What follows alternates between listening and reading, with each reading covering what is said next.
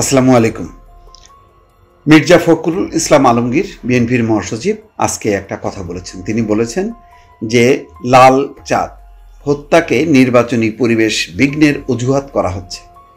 অর্থাৎ লাল চাঁদ ওরফে সোহাগ, যার হত্যাকাণ্ড নিয়ে সারা দেশ আলোড়িত এবং আলোচিত, সেই ঘটনাকে কেউ কেউ ইস্যু করতে চাচ্ছে। খেয়াল করবেন, শুধু এই ঘটনা না, এর আগে পাটগ্রামের ঘটনা নিয়েও কি বলেছিল, জামাতের আমির স্বয়ং বলেছিল যে এই অবস্থায় নির্বাচন কিভাবে হবে।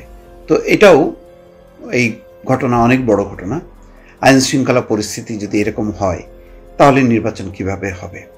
তাহলে এরকম একটার পর একটা যত ঘটনা ঘটবে ততই বেশি যারা নির্বাচনটা দ্রুত চান না তারা তো বলতে থাকবে। তো এটা খুব কারেক্টলি তিনি পয়েন্ট আউট করেছেন যে এই ঘটনার ব্যাপারগুলো এখন ইস্যু করা হচ্ছে। এখন এটা খুব ডিফিকাল্ট একটা পরিস্থিতি, একটা জটিল পরিস্থিতি। এক পক্ষ দ্রুত নির্বাচন চায়, আর এক পক্ষ নির্বাচন যাতে দেরিতে হয় তার জন্য অনেক যুক্তি। বিএনপির দ্রুত নির্বাচনের পক্ষে যুক্তি যে একটা স্টেবল পলিটিক্যাল গভর্নমেন্ট ছাড়া দেশে আইন শৃঙ্খলা পরিস্থিতি উন্নতি হবে না, দেশের বিনিয়োগ ব্যবসা বাণিজ্য ভালো হবে না। আর অন্য পক্ষের কথা হচ্ছে যে এই অবস্থায় যদি নির্বাচনটা হয় তাহলে চরম বিশৃঙ্খল অবস্থার মধ্যে যাবে। এই যে এই বিভাজনটা পুরো রাজনৈতিক পরিস্থিতিকে একটা অনিশ্চিত করে তুলছে। এবং তাহলে কি হবে? নির্বাচন ছাড়া এই অবস্থার কি উন্নতি হবে? কেউ কি বলতে পারবে যে ঠিক আছে, নির্বাচনটা হলো না, তাহলে এই অবস্থায় চলুক, তাহলে মানে পরিবেশ উন্নতি হবে? কবে উন্নতি হবে? কিভাবে উন্নতি হবে? তার কি কোনো লক্ষণ আছে? কোনো লক্ষণ নেই। এখন রাজনৈতিকবিহীন একটা অবস্থা দেশে যখন বিশ্বে কোথাও থাকে, সেটা একটা সামরিক শাসন থাকে। তো সামরিক শাসনটা যদি আমরা বলি, সেই সামরিক শাসনটা কতদিন থাকতে পারে? তারও তো একটা সময়সীমা থাকে। দিন শেষে তো সেই নির্বাচন, সেই দিকে তো যাইতে হবে।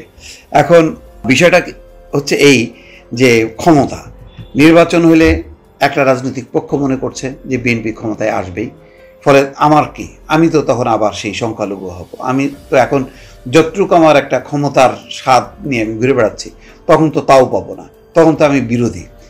এই যে বিরোধী অবস্থানে গেলে আমি ক্ষমতার ছিন্ন হয়ে যাব, আবার নির্যাতন নিপীড়নের মধ্যে পড়বো, এই ভয়টাও পেয়ে পড়ছি। এটা আমার ধারণা এনসিপির মধ্যে বোধহয় আরও বেশি, জামাতের মধ্যে হয়তো তত বেশি না হলেও তারা মনে করে যে বিএনপির যে রাজনৈতিক অবস্থান বা পজিশন, যা ভাবমূর্তি, নেগেটিভ ভাবমূর্তি, এটাকে যদি আমি ক্যাশ করতে পারি রাজনৈতিকভাবে, তাহলে আমি জয়যুক্ত হব।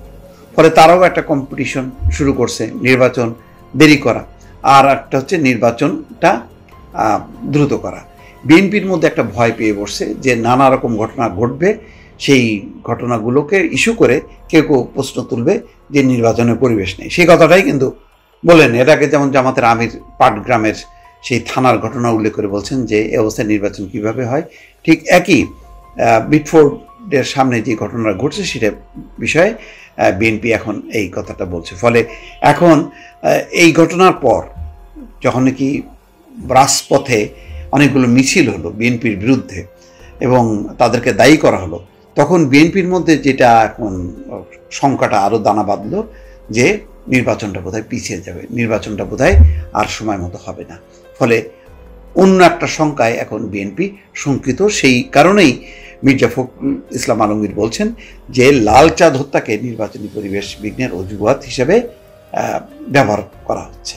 এবং সেই বক্তব্যের যথার্থতা নিশ্চয়ই আছে, কেননা এই ধরনের বক্তব্য আগেও দেয়া হয়েছে, এখনও দেয়া হচ্ছে। দর্শক ভালো থাকবেন, আল্লাহ হাফেজ।